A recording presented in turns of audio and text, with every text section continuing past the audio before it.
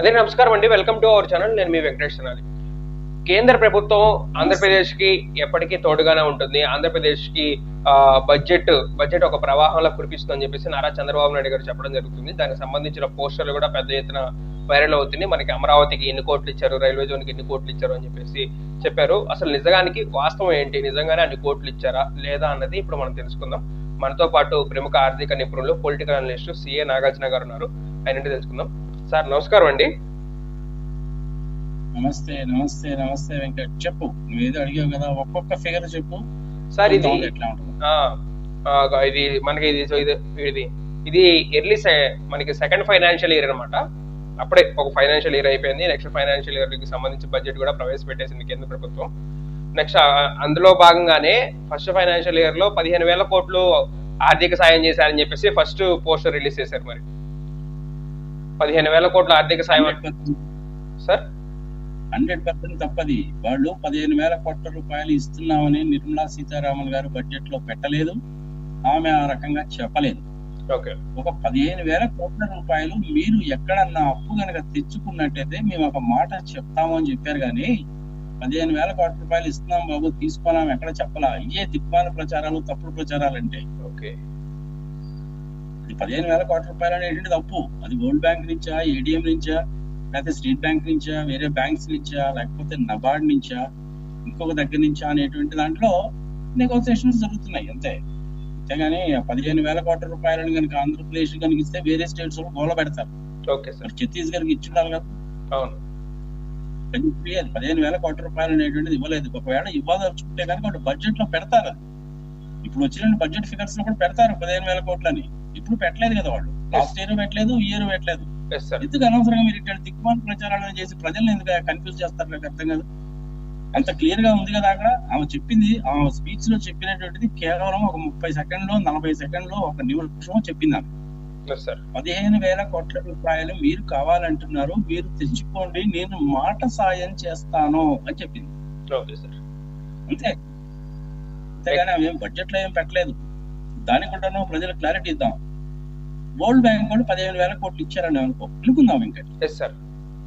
ఆ 15,000 కోట్లు అనేటువంటిది మనము ఫారెన్ కరెన్సీలో డాలర్స్ లో రేటు ఎంతైనా సరే మన డాలర్స్ లోనే కట్టాలి. ఆ 15,000 కోట్లు ఇప్పుడు పెరుగుతున్న డాలర్ రేట్ ప్రకారంగా చూస్తే అది 100 రూపాయల కనుక పోయిందంటే నువ్వు ఒక్కొక్క డాలర్ 100 రూపాయలు పెట్టి కొనుక్కోవాలి. అప్పుడు అది 15,000 కోట్లు కాదు, 22,000 కోట్లు అవుద్ది వరల్డ్ బ్యాంక్ కట్టేది. కేంద్ర ప్రభుత్వం ఏమంటారు, 15,000 కోట్లకే మాకు రెస్పాన్సిబిలిటీ ఉంది, మొత్తం మీరే కట్టుకోవాలంటారు. 22,000 కోట్ల రూపాయలు మొత్తం ఆంధ్రప్రదేశ్ గవర్నమెంట్ కట్టాలి. కట్టకపోతే కేంద్ర ప్రభుత్వం నుంచి మనకు వచ్చేటువంటి వాటా ఏదైతే ఉంటుందో, అంటే జిఎస్టీ, ఇన్కమ్ ట్యాక్స్ లో మన వాటా ఎంతైతే ఉంటుందో ఒక 80,000-90,000 కోట్లు ఉంటుంది ఆంధ్రప్రదేశ్. అందులో నుంచి వీళ్ళు 22 కోట్లు తగ్గించేసుకుంటారు. వాళ్ళు ఎవరు మాట వరుసకి నేను ఒక మాట చెప్తాను, పర్వాలేదు ఇవ్వండి ఆంధ్రప్రదేశ్ కి, ఏం కాదని చెప్తానని అన్నదామా. అంతేగాని నేను ఇస్తానని ఆమె చెప్పలేదు, మోడీ గారు చెప్పలేదు, అమిత్ షా గారు చెప్పలేదు, ఎవరు చెప్పలేదు. ఇది ప్రజల క్లారిటీ. అది అప్పు అప్పు అప్పు అప్పు అంతే. నెక్స్ట్ సెకండ్ పాయింట్, ఇది కూడా ఫస్ట్ ఫైనాన్షియల్ బడ్జెట్ లో పెట్టింది సార్. 2,245 కోట్లతో 58 కిలోమీటర్లు కొత్త రైల్వే లైన్. ఇది మామూలు. ఇది ఆల్రెడీ కొన్ని కొత్త రైల్వే లైన్లు అనేవి జరుగుతున్నాయి. అది ఏంటది, ఏదో గ్రాండ్ గలగా చెప్పుకుంటారు కానీ నడికూడే శ్రీకాళహస్తి రైల్వే లైన్ ఆల్రెడీ మొదలైంది. దానికి ఒక 4-5 సంవత్సరాల పాటు జరుగుతూ ఉంటుంది కాబట్టి ఎవ్రీ ఇయర్ బడ్జెట్ లో ఎంతో కొంత అలొకేట్ చేస్తారు. అంతేగాని కొత్త రైల్వే లైన్ల కోసం ఇచ్చింది ఏం కాదు. ఆ రైల్వే లైన్ కూడాను పుడిగురాళ్ళ దగ్గర నుంచి శావల్యాపురం వరకు కంప్లీట్ అయిపోయింది. అది కనిగిరి, కందుకూరు ఇక్కడ నుంచి పోతుందన్నమాట, పోయి శ్రీకాళహస్తి దగ్గర కలుస్తుంది. అది గొప్ప విషయం ఏం కాదు. అలాగే కోటిపల్లి దగ్గర కూడా ఒక రైల్వే లైన్, ఇంతకుముందు బ్రిడ్జెస్, గోదావరి మీద బ్రిడ్జెస్ కడుతున్నారు, నేను కూడా చూసి వచ్చాను. నేను అది కూడా ఆల్రెడీ ఉన్నటువంటిది. మరి ఇప్పుడు కొత్త లైన్ ఏందో నాకు అర్థం కాలేదు. మరి ఎక్కడి నుంచి వచ్చిందో. 3 పేజీల పుస్తకం ఉంటుంది. ఆ పుస్తకంలో కనుక చూస్తే ఈ సంవత్సరము భారతదేశంలో వేసేటువంటి కొత్త రైల్వే లైన్లు కానీ, సింగిల్ లైన్ డబుల్ లైన్ చేయడం కానీ, ఉన్నటువంటి దాన్ని ఎలక్ట్రిఫికేషన్ చేయడం కానీ, ఈచ్ అండ్ ఎవ్రీథింగ్ డీటెయిల్ గా రాస్తారు. అవన్నీ చూస్తే గానీ మనకు తెలియదు. ఈ 2,600 ఫిగర్ పట్టేసుకుని వైపు 2,600 కోట్లు మనం వచ్చిందంటే కుదరదు. లోపలికి వెళ్ళి చూస్తే గానీ మనకు తెలియదు. నెక్స్ట్ ఇంకా పోలవరానికి 12,157 కోట్లు సాయం. సాయం ఏందా నాకు అర్థం కాదు. నీకు బుర్ర తలకాయలా ఉందా, మోకాల్లో ఉందా వెంకట్? ఆంధ్రప్రదేశ్ విభజన చట్టం చదువుకున్నావా నువ్వు? సెక్షన్ 90, 91, 92, 93, 94 ఒకసారి చదువుకో. Completion and handing over of Polavaram project is very much experience అని చాలా పవర్ఫుల్ లాంగ్వేజ్ వాడారు అందులో. ఒకసారి చదువుకోవాలి అందరూ. వెరీ మచ్ ఎక్స్పీడియంట్ అంటే అర్థం ఏంటో తెలిసిన? సప్త సముద్రాలు పొంగిన, సూర్య భగవానుడు పడమర ఉదయించిన, హిమాలయ పర్వతాలు కుంగిపోయిన, ఇంకేదైనా గాని పోలవరం అనేటువంటిది కట్టి తీరవలసినదే. అది దాని అర్థం. అంత స్ట్రాంగ్ వర్డ్స్ రాశారు. మొత్తం రెస్పాన్సిబిలిటీ కేంద్ర ప్రభుత్వాన్ని. అది 50,000 కోట్లు అవుతుందా, 30,000 కోట్లు అవుతుందా, 40,000 కోట్లు అవుతుందా, వాళ్ళ ఇష్టం. Planning, designing, construction, painting, handing over కేంద్ర ప్రభుత్వం రెస్పాన్సిబిలిటీ. ఎవడి కోసం ఇస్తావా నువ్వు? చట్టంలో పెట్టినప్పుడు ఇవ్వకుండా పోతావా? లాస్ట్ టైం యూపీ ఎలక్షన్స్ వచ్చినప్పుడు 44,000 కోట్ల ప్రాజెక్ట్ ఇచ్చుకున్నావు. నువ్వు ఇవ్వడం లేదా?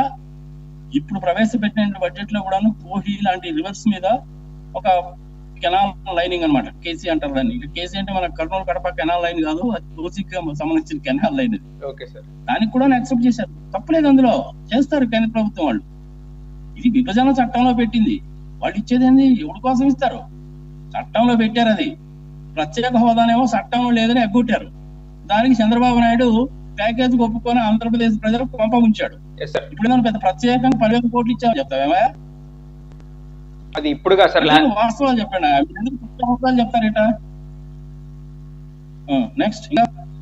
నెక్స్ట్ మళ్ళీ రాశారు సార్, 6,177 కోట్లతో విలువైన రైల్వే ప్రాజెక్టులకు ప్రధాని మోదీ శంకుస్థాపన. అది కూడా కేంద్ర ప్రభుత్వానికి సంబంధించి, కానీ అది ఆంధ్రప్రదేశ్ కి ప్రత్యేకంగా చేసిందంటే ఏం కాదు. Okay sir. అది కూడా కేంద్ర ప్రభుత్వానికి సంబంధించింది. రైల్వే అనేది దేశవ్యాప్తంగా వేస్తా ఉంటారు. యావరేజ్ దేశం మొత్తానికి ఎలా ఉంటుందంటే, ప్రతి స్టేట్ కి కూడా యావరేజ్ రైల్వే లైన్ ఎంత ఉంది, ఎంత లెంగ్త్ ఎంత ఉంది అనేది చూస్తారు. అప్పుడప్పుడు ఫిగర్స్ పబ్లిష్ చేస్తుంటారు. ప్రకారం చూస్తే ఆంధ్రప్రదేశ్ కి యావరేజ్ గా ఉన్నటువంటి రైల్వే లైన్లు కేవలము 3,800 కిలోమీటర్లు మాత్రమే. అదే నువ్వు ఉత్తరప్రదేశ్ తీసుకో. ఉత్తరప్రదేశ్ కానీ, పంజాబ్ కానీ, మహారాష్ట్ర కానీ, గుజరాత్ కానీ కనుక్కుంటే 6,000 కిలోమీటర్ల పైన. మన ఆంధ్రప్రదేశ్ కి అన్యాయం జరిగిందా, న్యాయం జరిగిందా? మనకు ప్రధానంగా ఉన్న రైల్వే లైన్ ఏంటి? మన ఆంధ్రప్రదేశ్ లో ఎంటర్ అయిన దగ్గర నుంచి, అంటే తడ దగ్గర నుంచి మొదలుపెట్టి ఇచ్చాపురం వరకు మెడ్రాస్ నుంచి కలకటా పోయే రైల్వే లైన్ ప్రధానమైంది. విజయవాడ దగ్గర నుంచి హైదరాబాద్ వచ్చేటువంటిది, హైదరాబాద్ నుంచి కాజీపేట పోయి, కాజీపేట దగ్గర నుంచి మళ్ళీ మహారాష్ట్ర దాకా. ఇది మనకు ప్రధానమైన రైల్వే లైన్. అవన్నీ కలిపి 3,900 కిలోమీటర్లే. ప్రత్యేకంగా వేశారా? ప్రత్యేకంగా వేస్తున్న లైన్ ఆంధ్రప్రదేశ్ లో ఉంటే ఒక్క నడికోడి శ్రీకాళహస్తి రైల్వే లైన్. అది 390 కిలోమీటర్లు. దాని వల్ల చాలా అడ్వాంటేజెస్ ఉన్నాయి. ఎప్పటి నుంచో అడుగుతున్నారు. అది ఇంతకుముందు ప్రాజెక్ట్ డిలే చేశారు, ఇప్పుడు కొంచెం ఫాస్ట్ గానే చేస్తున్నారు. అది మంచిది. అంతేగాని ప్రత్యేకంగా 6,000 కిలోమీటర్ రైల్వే లైన్లు ఏడలేవు. నువ్వు 6,000 కిలోమీటర్లు అన్నావా, 6,000 కోట్లు అన్నావా? 6,200 కోట్లు రైల్వే లైన్లకు ప్రాజెక్టులకు ప్రధానం. అదే డివైడెడ్ బై 30 35 వేసుకో. ఒక్కొక్క కిలోమీటర్ రైల్వే లైన్ వేయాలంటే మామూలు లైన్ కానీ, బ్రిడ్జీలు కానీ, ల్యాండ్ ఎక్విజిషన్ కానీ అన్ని కూడా కలిపి 30 కోట్ల దగ్గర నుంచి 60 కోట్ల వరకు అవుతాయి ఒక కిలోమీటర్. వాళ్ళు చెప్పిన లెక్కనే డివైడెడ్ బై 60 వేసుకో నువ్వు, లేదంటే డివైడెడ్ బై 50 వేసుకో. ఎన్ని కిలోమీటర్లు వస్తుంది నీకు? తిప్పి కొంటే 120 కిలోమీటర్లు కూడా రాదు. 120 కిలోమీటర్లు పెద్ద ఘనత సాధించినట్టు చెప్తావేది మరి? అంతే కదా. ఏదో ఒకటి సాధించవచ్చు. నెక్స్ట్ విశాఖకి 900 విశాఖ స్టీల్ ప్లాంట్ కి 12,000 కోట్ల రూపాయల ప్యాకేజ్. ఎక్కడ ఇచ్చారా 12,000 కోట్ల రూపాయల ప్యాకేజీ? 11,440 కోట్లు రివైవల్ కోసం అని చెప్పి ఇచ్చారు. 12,000 కోట్ల ఫిగర్ నుంచి వచ్చింది నీకు? చెప్పారు కదా సార్ మొన్న 11,917 కోట్లు అని చెప్పేసి చెప్పారు. అదే ఇంత ముందేమో 11,440 కోట్లను మొన్న బడ్జెట్ లో ఇంకొంచెం అమౌంట్ పెట్టారు. అంతే, మించింది ఏమి లేదు. అది కేంద్ర ప్రభుత్వ సంస్థ. కేంద్ర ప్రభుత్వం వాళ్ళు పెట్టుకున్నారు, వాళ్ళ బాగు కోసం పెట్టుకున్నారు. విశాఖ స్టీల్ ప్లాంట్ అనేటువంటిది సోవియట్ రష్యా వాళ్ళు కట్టి పెట్టినటువంటి బ్రహ్మాండమైన స్టీల్ ప్లాంట్. అదే స్టీల్ ప్లాంట్ ని ఆ రోజుల్లో ఏ జర్మనీ వాడో, యూకే వాడో, అమెరికా వాడో కనుక కడితే అంతకు 3 ఖర్చు అయ్యేది. రష్యన్స్ దగ్గర నుంచి ఇంజనీర్లు, కట్టర్లు, ఫిట్టర్లు అందరూ వచ్చి హోటల్లో రూములు దొరక్క టెంట్లు వేసుకొని ఆ ప్రాజెక్ట్ మనకు కట్టించిపోయారు. ఆ ప్రాజెక్ట్ లో ఎంత స్పెషాలిటీ ఉంటుందో తెలిసిన, స్పెషల్ స్టీల్స్ తయారు చేయడానికి కోసం పెట్టారు. అది దానికి వచ్చిన పెద్ద డ్రాబ్యాక్ ఏంటి అంటే మైన్స్ అలాట్ ఇలా బయలుడెల్లాలో ఐరన్ ఓర్ దొరుకుతుంది. ఆ ఐరన్ ఓర్ అనేటువంటిది మనం వైజాగ్ దాకా తీసుకొచ్చి జపాన్ వాళ్ళకి ఎక్స్పోర్ట్ చేసుకునే వాళ్ళం ఇంత ముందు. అప్పుడు మన దగ్గర డబ్బులు లేవు, డాలర్లు లేవు కాబట్టి చేసాం ఆ పని. ఇప్పుడు మన దగ్గర $600 బిలియన్ ఉన్నాయి. అలాంటప్పుడు ఆ బయలుడెల్లాలో ఉండేటువంటి మైన్స్ ని ఈ వైజాగ్ స్టీల్ ప్లాంట్ కనుక అటాచ్ కనుక చేస్తే చక్కగా నడుస్తుంది. టన్నుకి 4-5 వేల రూపాయలు నీకు తేడా అనేటువంటిది నీకు అక్కడే వస్తుంది. దాని ప్రాఫిట్స్ లో నడిపించవచ్చు. కావాలని ఉద్దేశపూర్వకంగా పర్పస్ఫుల్ గా నాటకాలు ఆడుతున్నారు అన్నట్టు. 11,440 కోట్లు ఇచ్చారు, చూడారా బ్రహ్మాండంగా జరిగింది అని. ఇవన్నీ నాకు అనవసరం అయ్యా.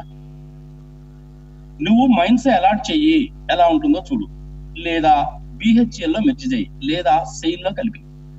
సెయిల్ బ్రహ్మాండంగా ప్రాఫిట్స్ లో నడుస్తుంది, దాన్ని తీసుకెళ్ళి అందులో కలుపు. మైన్స్ అలాట్ చేయి, చాలు ప్రాఫిట్స్ లోకి వచ్చేస్తుంది. ఇంతకుముందు ప్రాఫిట్స్ లో లేదా 5,000 కోట్లు పెట్టిన ప్లాంట్ అది ఇప్పటి వరకు 50,000 కోట్ల రూపాయలు ట్యాక్స్ రూపంలో ఇచ్చారు వాళ్ళకి. నువ్వు మైన్స్ అలాట్ చేయకపోతే వేరే వాళ్ళదేమో 70,000 ఉంటుంది, వీళ్ళదేమో 75,000 ఉంటుంది. నీకు లాభాలు ఎట్లా వస్తాయి? అన్యాయం కదా ఇది. ఇది ప్రజలు గమనించాల్సింది. దానికి ఏదో పెద్ద ప్యాకేజ్ ఇచ్చారు, ఆహా గ్రేట్, ఆహా గ్రోట్ సంకలు కొట్టుకుంటే ఎట్లా? అడగాల్సింది అడగల. చంద్రబాబు నాయుడు గాని జగన్మోహన్ రెడ్డి గారు కానీ చెప్పుండాల్సింది ఏంటి అంటే మైన్స్ అలాట్ చెయ్యండి అని చెప్పాలి. వీళ్ళు ఎవరు చెప్పలేదు ఎంతకాలం. కాంగ్రెస్ వాళ్ళు చేయలేదు, బీజేపీ వాళ్ళు చేయలేదు. ఇప్పుడు ఏదో డబ్బా కొట్టుకుంటారు ఏంటి వచ్చి. నెక్స్ట్ 149 కోట్లతో రైల్వే జోన్ ప్రధాన కార్యాలయం నిర్మాణం. అది ఎప్పటి నుంచో అడుగుతుంది. అది ఎట్లా యాక్ట్ లో కూడా పెట్టారు. ఇన్నాళ్ళ నుంచి జరగలేదు, ఇప్పుడు జరిగింది, మంచిదే. దాని మూలకంగా ఏమన్నా లక్షల్లో ఉద్యోగాలు వస్తాయంటే ఏమీ రావు. మా వస్తే ఏంటంటే ఒక 1500 ఉద్యోగాలు ఎక్స్ట్రా వస్తాయి. అవి కూడా ఎక్స్ట్రా రావు. ఈ సౌత్ సెంట్రల్ రైల్వేలో, సికింద్రాబాద్ లో సౌత్ సెంట్రల్ రైల్వేలో ఉండే కొంతమందిని, అక్కడ ఈస్ట్ కోస్ట్ రైల్వే అని చెప్పి ఒకటి ఉంది, దాంట్లో నుంచి కొంతమందిని తీసుకొచ్చి ఇక్కడ పెడతారు. మహా వస్తే మాక్సిమం 200 ఉద్యోగాల కంటే నీకు అక్కడ రావు. చూడు డెగిరి ప్లాంట్ బిల్డింగ్ కడతారు. మనకి ఇక్కడ హైదరాబాద్ లో కనుక ఉన్నట్టు, ఇక్కడ హైదరాబాద్ లో కనుక సౌత్ సెంట్రల్ రైల్వే వాళ్ళకి బిల్డింగ్ ఉన్నట్టు, అలాగే మనకి చెన్నై సెంట్రల్ స్టేషన్ పక్కనే సదరన్ రైల్వేస్ వాళ్ళకి ఉంటుంది. అట్లుంటాయి. ఇంతకుముందు 8 జోన్లు ఉండేవి, ఇప్పుడు 16 జోన్లు అయినాయి. దీంతో కలిపి 17దో 18దో అంతే. అదొక పెద్ద ప్రెస్టేజ్ ఇష్యూ అంటే ఏం కాదు. అందులో కొన్ని లైన్లు, ఇందులో కొన్ని లైన్లు, అందులో కొన్ని విభాగాలు, ఇందులో కొన్ని విభాగాలు కలిపి దాన్ని క్రియేట్ చేశారు. అడుగుతున్నాం మనం ఎప్పటి నుంచో, ఇచ్చారు, తప్పలేదు. ఎందుకంటే ఆంధ్రప్రదేశ్ కి ప్రత్యేకంగా ఒక రైల్వే జోన్ ఉండాలి అనేటువంటిది న్యాయబద్ధము, ధర్మబద్ధము. అది అడిగాము, 11 ఏళ్ళకి చేశారు. గుడ్, మంచిదే, ఒప్పుకుందాం. నెక్స్ట్ సార్ 2130 నువ్వు చెప్పిన 150 కోట్లు అనేది బిల్డింగ్ కట్టడానికి. రైల్వే వాళ్ళు బిల్డింగ్ ఒకటే కట్టారు, గుర్తుపెట్టుకోవాలి ప్రజలు. బిల్డింగ్ కడతారు, ఆఫీసర్స్ కి వాళ్ళకి ఉండే క్వార్టర్స్ కడతారు. తర్వాత వాళ్ళకి ఈ రైలు ఇంజన్లు రిపేర్ చేయడానికి, బోగీలు రిపేర్ చేయడానికి పెద్ద పెద్ద షెడ్లు కడతారు. ఇవన్నీ ఉంటాయి. చూడలేదు నువ్వు ఎప్పుడు? చూసాం సార్. సికింద్రాబాద్ స్టేషన్ దగ్గర బయటకు కనిపోతే చెల్లపల్లి దగ్గర నీకు అట్టనే ఉంటుంది. మన హైదరాబాద్ తిరిగే మెట్రో ట్రైన్స్ అన్ని రాత్రిపూట తీసుకెళ్లి అక్కడ పెట్టుకుంటారు. బోగీలకి రిపేర్ చేస్తుంటారు అనమాట. బట్ అన్నిటికీ అటుపక్క ఇటుపక్క కావాలి. బిల్డింగ్స్ కోసమని 149 కోట్లు. వాళ్ళ ఆఫీస్ బిల్డింగ్, క్వార్టరు, పార్కింగ్, వాళ్ళు జనరల్ గా స్కూల్ కూడా పెడతారు, లోపల హాస్పిటల్ ఉంటది, ఇవన్నీ ఉంటాయి. దానికోసం ఇచ్చింది. అది చట్టంలో ఉన్నదే, చేశారు. Good sir. 2139 కోట్లతో కృష్ణపట్నం వద్ద క్రిస్ సిటీ పారిశ్రామిక పార్క్ తొలి దశ అభివృద్ధి. ఎక్కడ దొరుకుతాయా మీకు ఇవన్నీ? నాకు అర్థం కాదు. ఆ కృష్ణపట్నం పోర్ట్ అనేటువంటి దాని గురించి పూర్వపరాల్లో కనుక వెళ్ళాలంటే ప్రజలకు తెలియాలి కాబట్టి చెప్తున్నా. మేము చిన్నపిల్లలుగా 5వ క్లాసు 6వ క్లాసు చదువుకునేటప్పుడు ఆ ముత్తుపూర్ విలేజ్, నెల్లూరులో ముత్తుపూర్ అనే విలేజ్ కి దగ్గరలో ఒక 5 కిలోమీటర్లో ఉంటుంది ఆ కృష్ణపట్నం పోర్ట్ అనేది. ఆ కృష్ణపట్నం పోర్ట్ అనేటువంటిది బ్రిటిషర్స్ అనేటువంటి వాళ్ళు డ్రెడ్జింగ్ చేయడానికి వచ్చారు. పోర్ట్ కట్టాలని. ఇప్పుడు కాదు, అది భారతదేశానికి స్వతంత్రం వచ్చిన దగ్గర నుంచి ఉంది. అది అక్కడ పోర్టు కట్టడానికి కోసం అని చెప్పి బ్రిటిష్ వాళ్ళు డ్రెడ్జింగ్ చేశారు. తర్వాత వాళ్ళు వెళ్ళిపోయారు. మధ్యలో పనులు చాలా వరకు మానేశారు. రాజశేఖర్ రెడ్డి గారు వచ్చిన తర్వాత ఏం చేశాడంటే, ఇది చాలా ఇంపార్టెంట్ పోర్ట్, ఇది మధ్యలో వదిలేయడం ఎందుకని మొదలు పెట్టాడు. అది మంచి పోర్ట్, అది బాగా డెవలప్ అయింది, బాగా డెవలప్ అవుతుంది కూడా. ఇది ట్రాన్సిట్ పాయింట్ కింద వెనక వస్తుంది. అంటే ఇప్పుడు ట్రాన్సిట్ పాయింట్ అంటే ఏంటి? సింగపూర్ నుంచి, జపాన్ నుంచి, ఆస్ట్రేలియా నుంచి వచ్చే పెద్ద పెద్ద షిప్పులు ఏదైతే ఉంటాయో, 40,000 టన్నులు 50,000 టన్నులు DWT అంటారు, డెడ్ వెయిట్ టన్నేజ్ అంటారు. అలాంటి షిప్లు అక్కడికి వచ్చి వాళ్ళకి కావాల్సిన సరుకులు వేసుకొని మళ్ళీ సరుకులు దించేసి వాళ్ళకి కావాల్సిన ఫుడ్ మెటీరియల్, డీజిల్, వాటర్ ఇట్లాంటివన్నీ ఆ పోర్ట్ లో నుంచి నింపుకుంటారు. నింపుకొని ఇక అక్కడి నుంచి పోతారనమాట వాళ్ళు. మళ్ళీ అక్కడి నుంచి ప్రయాణమే వెళ్తారు. కృష్ణపట్నం పోర్టు దాన్ని ఎక్వైర్ చేసినప్పుడు అక్కడ ఉప్పు కొట్టేర్లు ఉంటాయి. ఉప్పు కొట్టేర్లు అంటే ఏం చేస్తారంటే ఈ ఆ సముద్రం నీళ్ళని చిన్న చిన్న మడేలాగా కడతారు. 1-2 ఎకరాల మడేలాగా కట్టి అందులో ఉప్పు నీళ్ళు పోస్తారు. ఆ ఎండాకాలం వచ్చేసరికి ఏమవుతుందంటే నీళ్ళని ఎవాపరేట్ అయిపోయేది, ఉప్పు మిగులుతుంది. దాన్ని ఉప్పు కొట్టేర్లు అంటారు. అమ్ముతారు బ్యాంక్ లో. నువ్వు నేను బ్యాంక్ లో లోన్ తీసుకున్నట్టే. ఇదన్నీ కలిపి వాడు టోల్ గేట్ వసూలు చేస్తారు. 25 సంవత్సరాలు 30 సంవత్సరాల దాకా మన దగ్గర టోల్ వసూలు చేసుకుంటారు. దాని తర్వాత ఏమవుతుంది, national highways authority of India వాళ్ళకి హ్యాండ్ ఓవర్ చేసి, ఇందులో కూడా ఎన్ని మతలబులు పెడతారంటే వీళ్ళు, మాకు నష్టం వచ్చిందండి, మాకు ఇంకొక 5 సంవత్సరాలు ఎక్స్టెన్షన్ ఇవ్వండి అంటారు.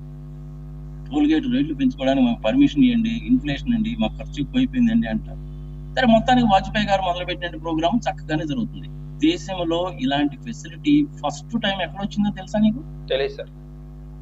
ఢిల్లీ నుంచి చండీగఢ్ 130 కిలోమీటర్ల రోడ్. అది సాలిడ్ కాంక్రీట్ రోడ్డు. నాకు తెలిసి ఒకే ఒకటి అన్ని ఉంటుంది. అక్కినే నాగార్జున గారు ఆ సినిమా కూడా తీసాడు ఆ రోడ్ మీద. దాని తర్వాత వచ్చినటువంటిది పూనా నుంచి బాంబే. అలా రోడ్లు వేసుకుంటూ పోతుంది పీపీపీ మోడల్లో. వాజ్పేయి వచ్చిన తర్వాత దీన్ని బాగా విస్తరించాడు. ఎక్సలెంట్ పని. అంటే తెలియదు పిల్లలకి. విజయవాడ కనుక వెళ్ళాలంటే రాత్రి కూడా 10 గంటలకు బయలుదేరితే పొద్దున 5 గంటలకు 7 గంటలకు వెళ్ళేవాళ్ళం. పొరపాటున 2 లారీలు యాక్సిడెంట్ జరిగి ఒకదాని మీద ఒకటి కనుక ఎక్కేసిందంటే 3-4 గంటలు అయిపోయేవి. అట్లనే మనం ఒంగోలు నుంచి మెడ్రాస్ వెళ్ళేటప్పుడు ఒంగోలు పట్టణానికి ముందు ఒక చిన్న బ్రిడ్జి, తర్వాత ఒక చిన్న బ్రిడ్జి ఉండేది. అది బ్రిటిష్ వాళ్ళు కట్టిన బ్రిడ్జిలు అయ్యి. ఈ లారీ వాడను ట్రాక్టర్ల వాళ్ళు తగాద పెట్టుకొని వాడు పోడు వీడు పోడు అనమాట. ఇద్దరు తగాద పెట్టుకుంటారు. మేము గుంటూరు నుంచి బయలుదేరి మెడ్రాస్ కనుక వెళ్ళాలనే పని అయితే 4-5 గంటలు ట్రాఫిక్ జాము. ఇప్పుడు ఆ ప్రాబ్లం లేదా మనకి? టోల్ గేట్లు కట్టే మనం కంఫర్టబుల్ గా పోతున్నాగా. ఆల్మోస్ట్ అప్రాక్సిమేట్లీ కిలోమీటర్ కి ₹1 పడుతుంది అని టోల్ చార్జ్.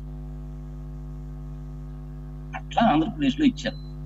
అంతేగాని ఏదే ఇచ్చారు. మనం చంద్రబాబు నాయుడు గారు తెలివిగా ఏం చేయాలంటే, ఇప్పటిదాకా స్టేట్ హైవేస్ అనేవి ఏదైతే ఉన్నాయో అవి మొత్తం కూడా సెంట్రల్ గవర్నమెంట్ వాళ్ళు కనుక హ్యాండ్ ఓవర్ చేస్తే వాళ్ళు ఈ టోల్ పద్ధతిలో దాన్ని 4 లైన్ 5 లైన్ చేస్తారు.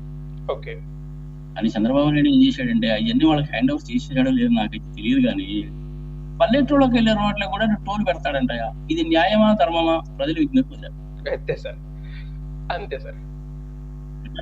నేషనల్ హైవేస్ కి ఓహో బ్రహ్మాండంగా వచ్చేది నాకు అర్థం కాదు. ప్రైవేట్ కూడా చేసేది. అది బ్రహ్మాండంగా చేసేదంటే ఏం లేదు. ఒక 400 కిలోమీటర్లు 500 కిలోమీటర్లు కొత్త నేషనల్ హైవేస్ అంటే ఒక్కొక్క కిలోమీటర్ వేయడానికి నీకు కనీసం 30-35 కోట్లు అవుతాయి. 100 కిలోమీటర్లు కనుక అయితే 3,500 కోట్లు అవుతాయి. 3,500 కోట్లు అవుతాయి. అందులో కేంద్ర ప్రభుత్వం పెట్టేదంతా 600-700 కోట్లే. దాని వీళ్ళు దిక్కుమని లెక్కలు చెప్తారు. అయితే నాకు అర్థం కాదు. పిల్లలకి చెప్పినప్పుడు 10వ క్లాస్ పిల్లలకి అర్థం కాకపోవచ్చు, కానీ గ్రాడ్యుయేట్స్ డాక్టర్కి ఇంజనీర్కి అయితే అర్థం అవుతుందిగా.